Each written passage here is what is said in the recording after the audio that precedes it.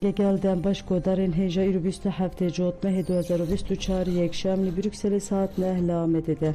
Em ê nûçeyên serê ve pêşkêş bikin demdema azadiya rêber Apoye.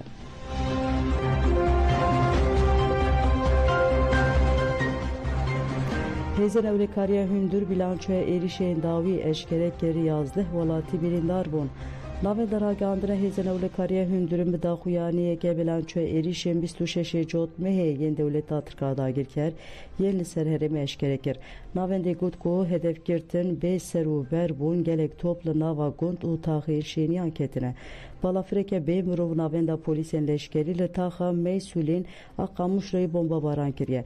Balafirên bê mirov yên dewleta Tirkiye dagir kir sê caran navên da Hêzên Ewlêkariya Hundir ya li bajarê Amûdê bombabaran kirin sê endamên hêzan û 4 sivîl birîndar bûne.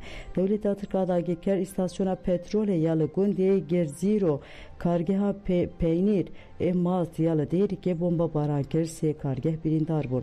Li Tirabespiyê û gundê wê Tiltemer, Zirgan, Dêrek, Eyn Îsa û gundên wê bê serûber hatine hedefgirtin. Gundên li Birmiçê ji Bakur heta bi Rojava ji vê sibehê heta niha hatine hedefgirtin. Li gundê Kaviklê yê Minbiçê zarokeke birîndar bûye. Li gundê Çelebiyê jî balafirên bê mirovên dewleta Tirkiye dagir kir şîrketa Lavraş a Fransî bombabaran kir. Dagirkeriyê li herêma Şehbajiyê bi zêdetirî 6 guleyên hawan obusan bajarê Tirrifat û gundên derdorê wê hedef girt. Navên deragihandina Hêzên Ewlêkariya Hundir herî dawî got bajar û herêmên Bakur û Şatê Sûriyê neh caran bi balafirên bê mirov û zêdetirî 130 guleyên hawan û obusan hatiye hedef girtin.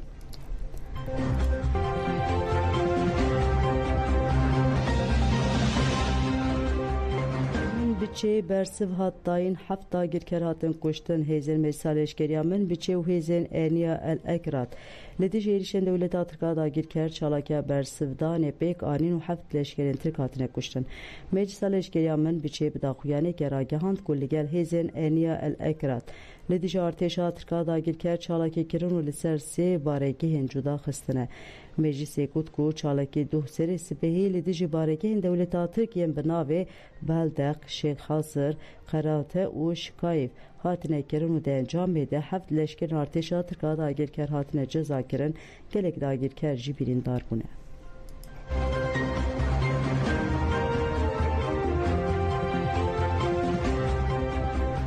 Posterê Rêberapo li Katedral Notre Dame hat daliqandin. Posterê Rêberapo alempêkeke li ciyê herî girîng û dîrokî yên bajarê Strasbourgê li Katedral Notre Dame hatiye daliqandin.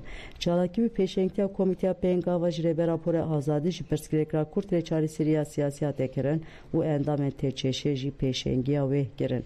Ciwanan çalakiya tabûra nemiran a 23 Cotmehê ku li dijî Tûsaşê hevpara çekan ya dewleta Tirkiye dagir kir silav kirin. Gelê Fransî û geştiyaran alaqeyeke mezin nîşanî vê çalakiyê dan. Ciwanan diyar kirin ku heta Rêberapo azad bibe û pirsgirêka Kurd werê çareser kirin wê çalakiyên me bidome û dubare banga mezinkirina têkoşînê li hemû ciwanên Kurd û internasyonalistan hate kirin.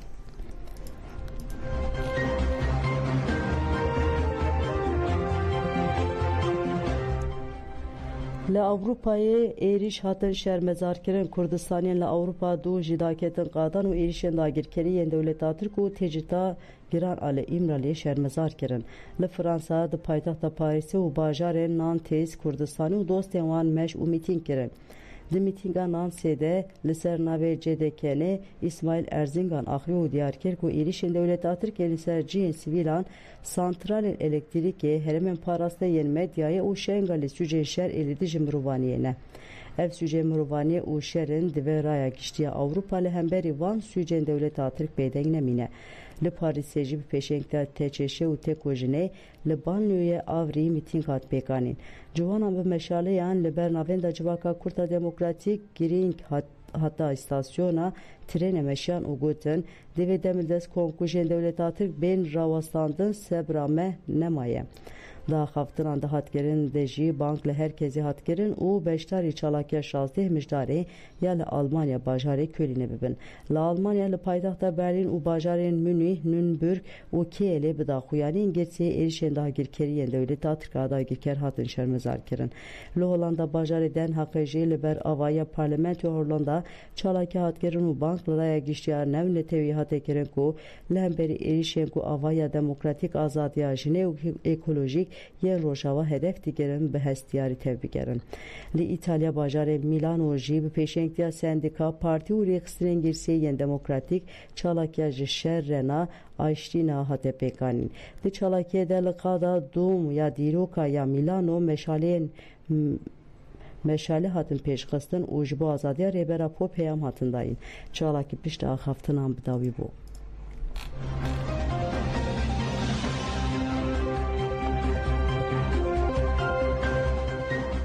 Suede bajarê Helsingborgê şehîdên meha cotmê hatin bîranîn. Merasima bîranî pêşengtiya Komîna Şehîd Gulan hate pêkanîn. Piştî rêzgirtina nûnera Kongreya Star Nesrîn Tirbespî axivî û diyar kir ku tevgera azadiyê bi saya şehîdên Azadiya Kurdistanê ji bûgerên cîhanê bûye hêvî. Piştre li ser navê TJKE Nupelmunzur axivî got divê em şehîdên meha cotmê bi taybet şehîd berîtan ku di tevgera Amedê bûye sembol baş fêm bikin û li ser vê bingehê xwedî li bîranîna wan derbikevin. Nupelmunzur diyar kir ku tecîd berdewam dike û li ser çar parçeyê Kurdistanê êrişên dewleta dagirker jî bi hemû dijwariya xwe dewam dike. Ji bo vê yekê divê em berxwedanê mezin bikin. Merasim piştî axaftinan bi xwendina helbest û nîşandana sînevizyonê berdewam kir. Bîranîn bi duruşmayan bi dawî bû.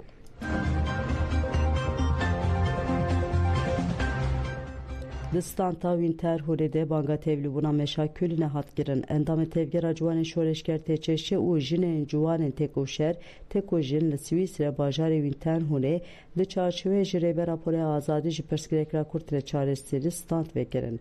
Di standê de belavokên derbarê têjîta li ser rêber Apo û kompleya navnê têwî hatin belav kirin. Di heman demê de li ser navê tê çeşe Lorîn Amet axivî got rêber Apo ne tenê ji bo gelê Kurd ji bo hemû gelan hêviye ji ber vê yekê ji bo ku fikrên rêber Apo û pêvajoya komployê bigihîne zêdetir kesan me stand vekiriye. Em endamên tê çeşe û têkojinê bank li gel û dostên xwe dikin ku roja 16 mijdarê tev li meşa Guwê li Kölû Nêbê li darxistin bibin. Kesên derdor alaqeyeke mezin nîşanî standê dan.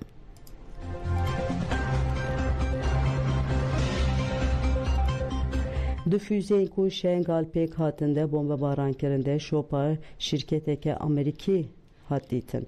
Dewleta Tirkiye dagirker ku bi balafirên F-16 yên Amerîkî êrişî şengalê dike û bi destûra wan derbasê xada ezmanî ya Iraqê dibe di füzeyên dronan de jî teknolojiya şirketeke Amerîkî bikartîne. Her çiqas dewleta Tirk her carî îddia dike ku ew hemû êrişên xwe bi cebilxaneya dewleta xwe pêş dixe bi dîmenan carekê din ispat bû ku ev ne rast e. Di parçeyên füzeya ku li barê mala welatiyeke hate bombebaran kirin de şopa hevpara Anok Davis û navê Usayî derket. Ev jî dide xuya kirin ku Tirkiye bi teknolojiya Amerîka êrîşan dike. Fermandariya Yekîniyên Berxwedana Şengalê yê bêjê ragihand ku 16 caran bi balafirên şer 4 caran jî bi balafirên pê mirovî biçek bi giştî 20 êrişên hewayî çêbûne. Di van êrişan de 6 şervanên wan şehîd ketine. Xelkê Şengalê jî pêdengiya desthilatdariya Iraqê wekî hevkariya êrişên qirkirinê dibîne û bank li desthilatdarî Iraqê kire ku helwesta xwe nîşan bide. Xelkê Şengalê di heman demê de bank li hêzên navnê tevê jî kir ku xada ezmaniya Iraqê jî êrişên dewleta Tirkiye dagirker re weregirtin.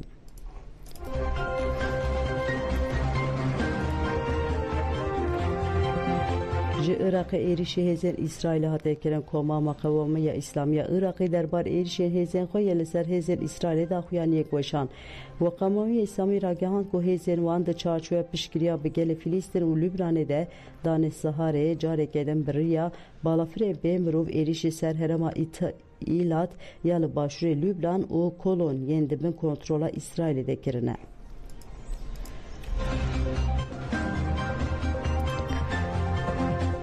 Belê godarîja me nûçên saet neh pêşkêş kirin ana xatirê we dem baş.